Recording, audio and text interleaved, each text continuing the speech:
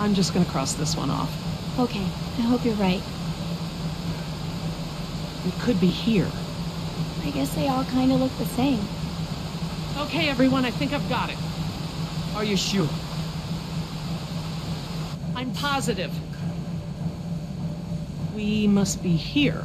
It's the only one that completely matches our surroundings. Okay, here we are. The desalination plant is here. We're not that far. No, we follow this route here. We follow any water mains at junctions in the direction of convergence. Even still, there's barely any turns. Look, just memorize this route.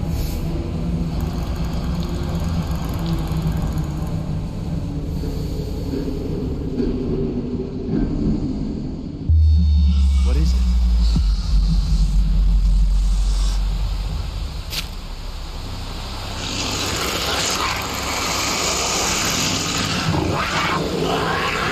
Oh my God!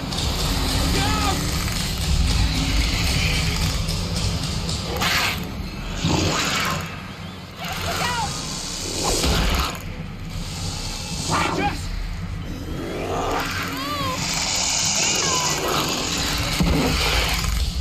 They're afraid of the flare! I can see this. Get behind me!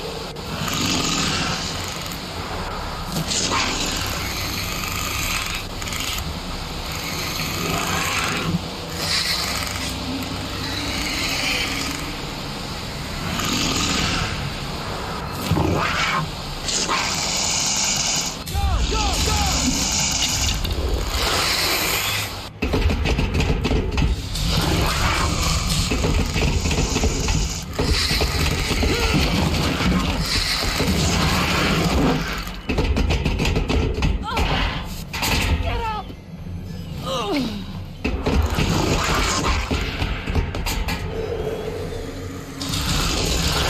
I can't open it! Move over!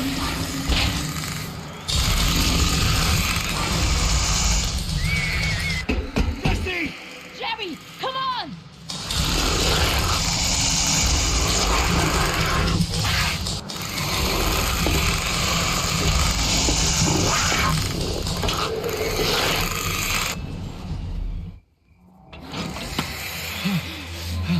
Oh God!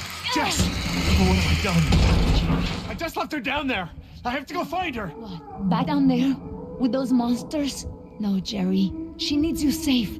Jess is a strong and resourceful girl. She's doing like we are doing. Surviving. Can't know that! I won't leave her to those animals! Jerry, look at me. If we go back down there, we won't make it to the bottom of that ladder. The others escaped down the tunnel we were gonna follow. We know where they're going. The marine exhibit. That's where Laura would take her. And Yoder is with them. Oh God. If we're going to join them again, that is where we have to go. The quickest way we can. You're right. We should be able to make better time over land. Can you get us there?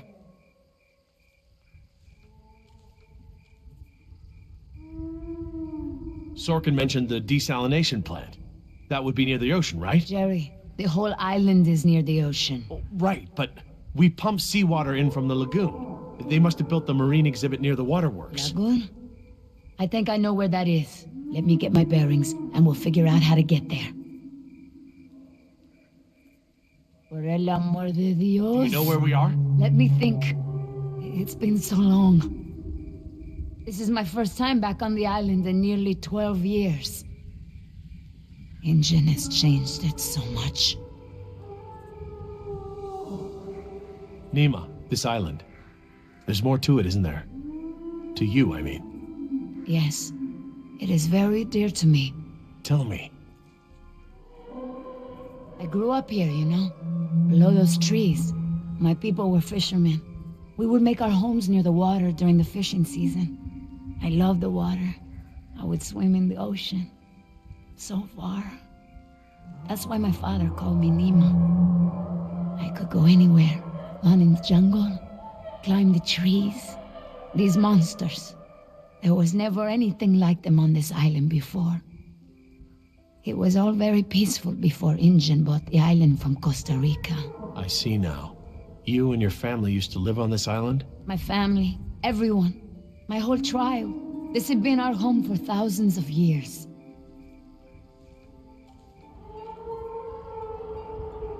I didn't realize this island had been inhabited before.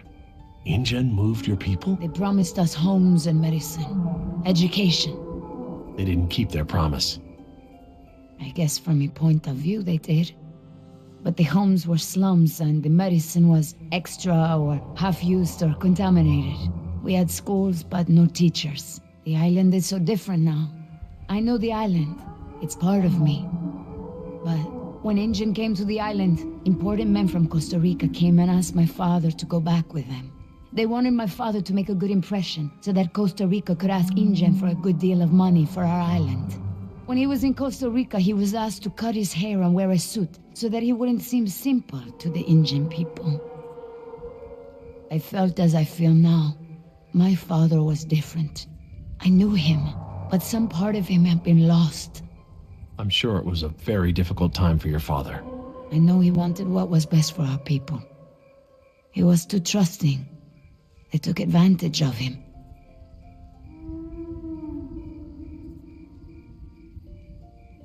He sounds like a brave man. Were you too close? When we were on the island, yes. We were always together. My father was an awa, a spiritual healer. He sang for Sibo, who created the earth. He was very important to our tribe. But after we left the island, he would not keep up the old traditions. He was always unhappy.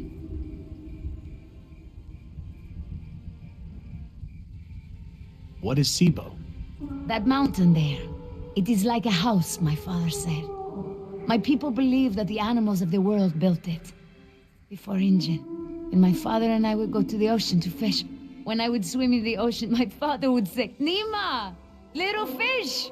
Little fish, do not swim so far. I cannot catch you so far out. When InGen came to move us to Costa Rica, I became very angry with my father. Whatever he would tell me to do, I would refuse. But he would never be angry with me. He would say that I am a fish who would never eat the fisher's bait. He was right. To me, everything had a string attached. You remind me of Jess. I mean, that's how it used to be with us before the divorce. I'd take her to the museums or to the zoo.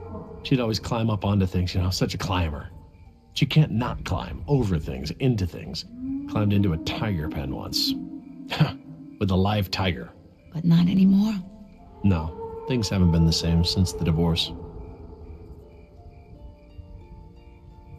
Do you still blame him for everything?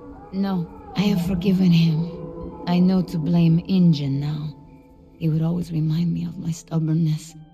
I believe that's how I must always be. You know, no ties, no temptation. But then I had Atlanta, my mariquita.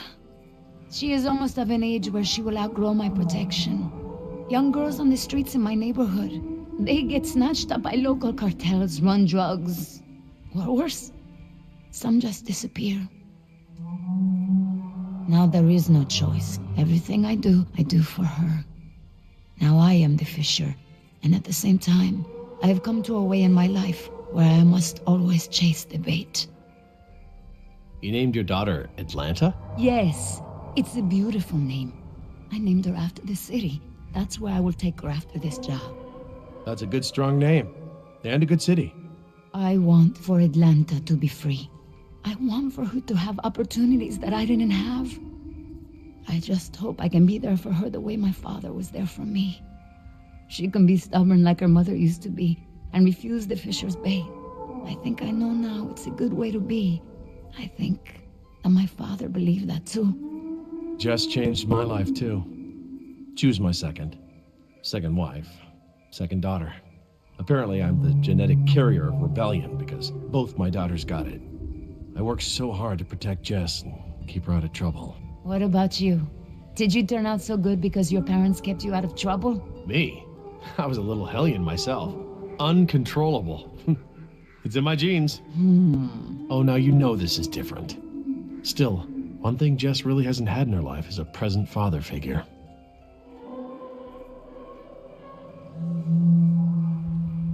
Well, you've turned into quite the capable woman.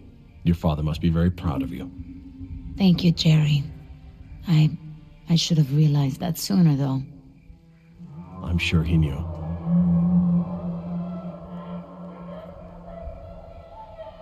Nima, look, What is it?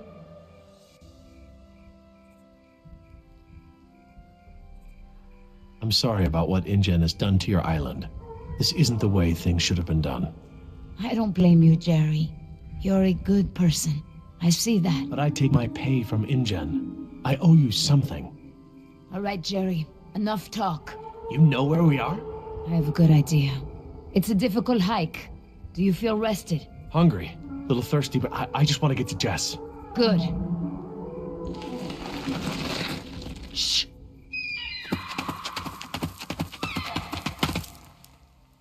Did you guess Dilophosaurus? Hello?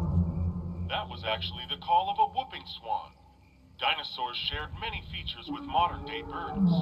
For instance, we now know that many theropod dinosaurs from the Jurassic period's vocal organs are just like modern birds. We are arriving at the fourth of 7 lookouts along the tour. Your Jurassic Park tour vehicle will stop for 5 minutes to let you stretch your legs and take photographs of our animals. Next stop, the Jurassic Park Marine Facility and Aquarium.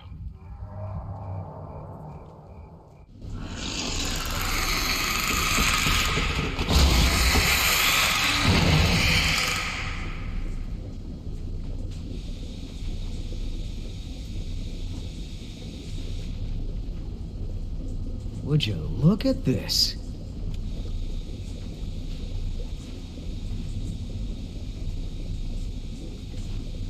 What are they? They look like feeder tanks. This could be a hatchery. A hatcher what? They're raising these fish to feed another animal, like at Marine World. Like the killer whales? Precisely. That's a lot of fish. How many whales are they feeding? I don't know. It looks like each of these tanks could feed 3 or 4 orcas per day. Oh, you're a fish expert now. I can make an educated guess. Look, there's a sign over there. It looks like a schedule or something. This is a hatchery. That's the stocking schedule for the tanks. Some tells me these fish aren't for feeding whales, huh, Doc?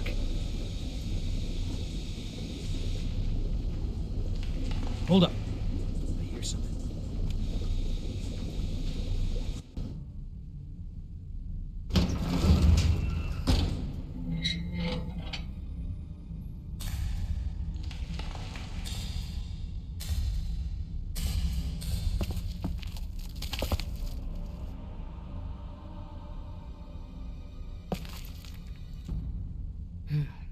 All clear.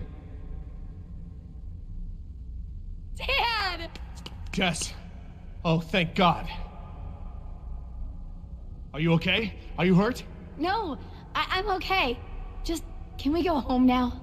I'm so glad you two are safe, Jerry. How did you manage to get here? We climbed out of the tunnels through a service hatch near one of the tour routes. Luckily, someone left the tour program running. Thanks. You mean... Dr. Sorkin, the phones are not working. I'm sorry? There is no dial tone. You said the phones would be working here.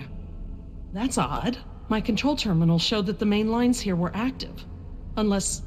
Of course. Everything is controlled by the computer systems, even the phones. If the power outage outlasted the battery backups, then the system is probably just waiting to be booted up. Get us to the phones, Doc. We don't have a lot of time.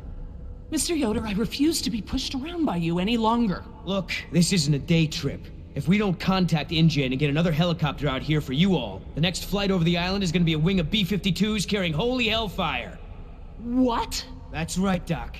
They're gonna murder all your precious little pets and sink this island into the Pacific. Dios mío. That's what you meant by ground zero? Yeah, that's right. Why didn't you tell me earlier? This is my home! What do you mean you're home? I didn't tell you earlier because I thought we'd be off the island by now. This island is the ancestral home of her people. Wait. What is Dr. Sorkin doing? Laura? Wait, what are you... Where is she going? I don't know. This rotunda. It's where the control room is. She's going to the phones without us. Damn it! Get that elevator back up here!